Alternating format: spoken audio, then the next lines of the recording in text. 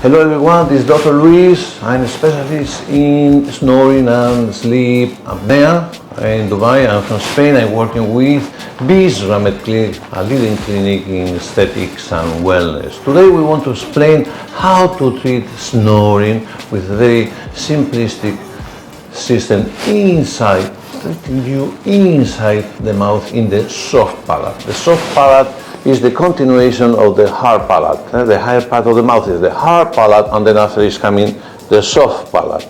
So with this system by Salon, developed by the company, well-known company Olympus, then we provide with this very small lancet, we provide heating and we provide radio frequency. What is good? Why? Because if you have a soft palate, what is snoring? It's the flapping of the soft tissue in the depth of the mouth.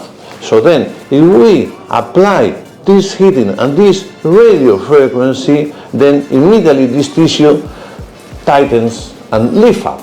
The more the soft palate is tight and is higher, is lift up, automatically we reduce the snoring. Snoring is a flapping because of the pressure of the air along the path of the oxygen to the brain.